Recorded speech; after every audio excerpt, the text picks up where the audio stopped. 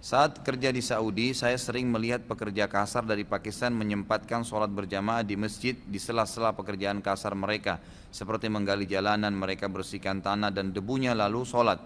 Meskipun ada bau yang kurang sedap, karena bersebelahan dengan mereka, kalau di sini tukang-tukang bangunan kalau diajak sholat selalu bilang pakaiannya mereka kotor atau merasa bau keringat, sehingga kadang tidak sholat sama sekali. Mohon nasihat yang tepat Ustadz, karena saya banyak berhubungan dengan tukang bangunan atau konstruksi. Tentu ini tidak ada hubungannya ya antara orang sholat dengan bajunya kotor. Sama dengan orang lagi jihad, penuh darah bajunya, sholat aja. Enggak, itu bukan najis. Kita tidak boleh pakai pakaian atau sejadah tempat sholat kalau jelas-jelas ada najisnya. Kalau jelas-jelas ada najisnya, saya kira tanpa pertanyaan. Jazakallah khair. Kalau jelas-jelas ada najisnya, itu baru tidak boleh. Tapi kalau cuma kotor, keringat, nggak masalah, jangan kehilangan waktu, gitu kan? Makanya dianjurkan kalau bisa pada saat berwudu, apalagi alhamdulillah masjid kita kayak sekarang ini sangat luar biasa ya.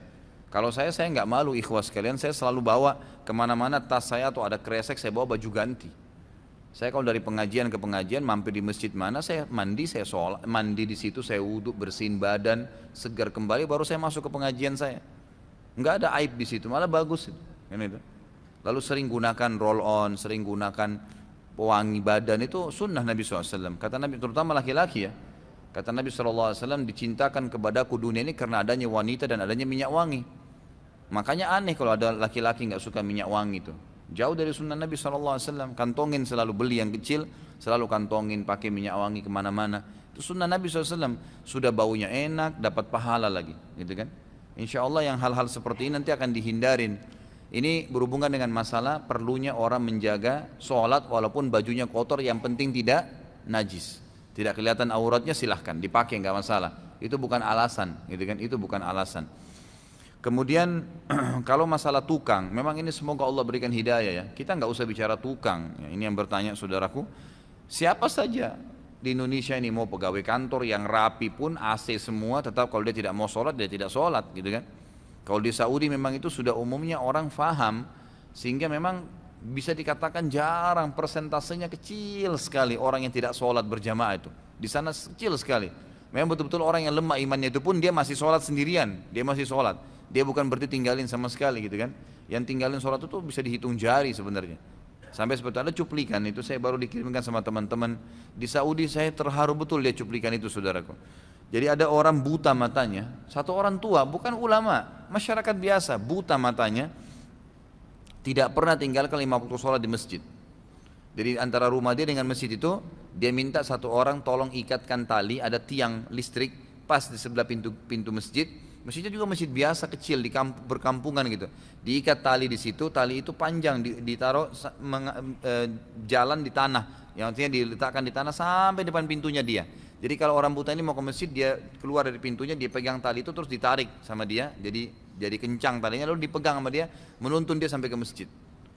Buta, nggak bisa, nggak ada yang tuntun, sendirian tinggal di rumahnya, tapi tidak tinggalin 5 waktu sholat di masjid. Ada cuplikan yang lain luar biasa ikhwah. Orang lumpuh, dia bahkan kalau mau jalan ke masjid itu, kalau dia mau jalan dia bolak-balikan badannya, tangannya nggak ada, kakinya nggak ada, tapi luar biasa nggak tinggalin sholat berjamaah di masjid. Ada cuplikan-cuplikannya tuh di Saudi, unik-unik gitu, luar biasa gitu. Mereka betul-betul memang mungkin sudah penanaman iman ya dari orang tuanya kepada anak-anak ini. Mudah-mudahan Allah berikan hidayah orang-orang kita gitu. Ya ini pekerja-pekerja kasar bukan cuma sholat, Ramadan nggak puasa, gitu kan? Padahal di Saudi itu orang puasa semua walaupun bekerja keras, gitu kan? Mereka tetap puasa, buka puasa rame-rame gitu, tidak mengganggu. Dan ini memang sudah pesunan Nabi SAW, dan itu kan tergantung sugestinya. Kalau kita puasa, kemudian sudah disugesti awalnya negatif, sebentar jam 11 saya haus nggak ya? Saya lapar nggak ya? Ya haus dan lapar benar. Tapi kalau kita memang niatnya sugesti, niat itu sebenarnya sugesti ya.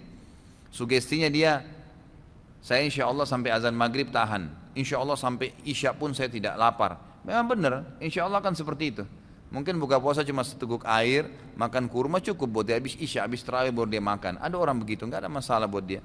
Itu kan jadi tergantung niatnya.